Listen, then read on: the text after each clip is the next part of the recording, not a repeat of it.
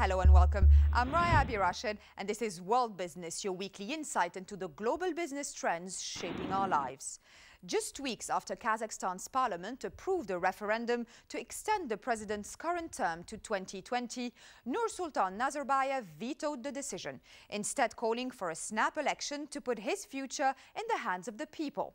This will not only be an important forerunner to next year's parliamentary elections, but a test for the leader who has ruled the country since the breakup of the Soviet Union.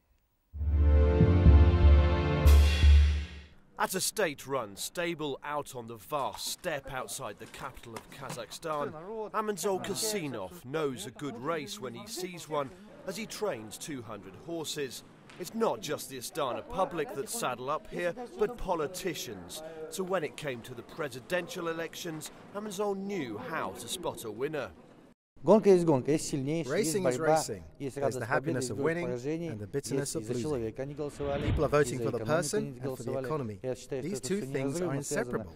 If there is a boom in the economy, it means there is a person behind it. That's what was tested in a snap election that saw the incumbent president, Nursultan Nazarbayev, pitted against three rivals who championed everything from social security to green issues. I want to liquidate the monopoly of one party and to have a multi-party parliament and to finish administrative reforms and to transfer the authority to the parliament.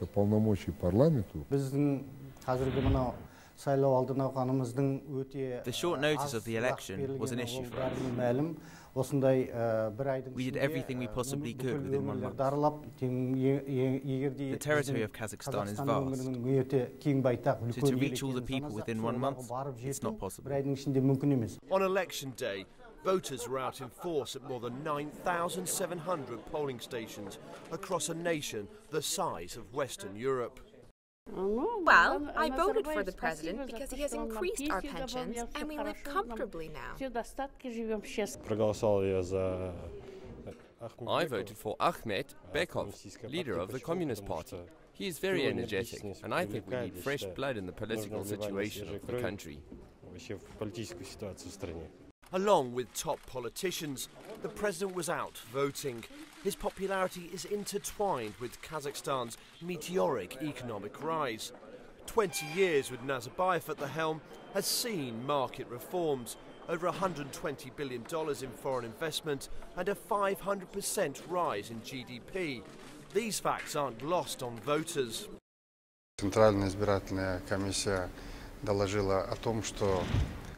The Central Election Committee reported that 90% of the electorate participated, and over 90% of the votes were given to me as president of the country. We also need to continue political modernisation. There is hope from the international community for this. A landslide victory, largely unheard of in the West, had international observers signalling that Kazakhstan still needs to make progress on democratic reforms before parliamentary elections next year. The lessons of yesterday, in combination with the aspirations and ambitions, could be used for changing, for improving the electoral environment for the next elections. We are on the way of democratization, and we are strictly committed to the democratization processes, apart, of course, from the social economic reforms and diversification and modernization of the economy. And the President particularly mentioned increasing of the role of the parliament. With the President firmly back in the Accorder, the Kazakh White House, the economy and bolstering the private sector is back on the agenda, using revenues from vast oil reserves, now buoyed by high prices. Fate has given the Kazakhs a very good opportunity, and I think if there is something you would really like to have access to at this point in time, it is natural resources and political stability, and I think Kazakhstan offers both of those. The economy is still quite highly dependent on natural resources and oil in particular. Oil accounts for about 25 to 30% of the economy, 50% of government revenues, 60% of exports.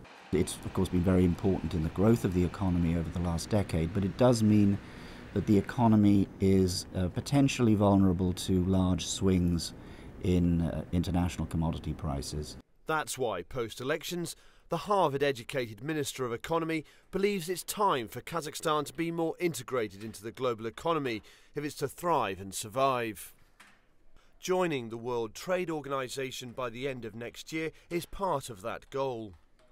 Which will give a clear signal to investors, particularly investors who will be going to non-oil and non-energy, non-extracting sectors of the economy, that the government is committed to regulate the economy based on international trade regulations. It's this style of economic management that has seen income per head jump more than tenfold since the early 1990s.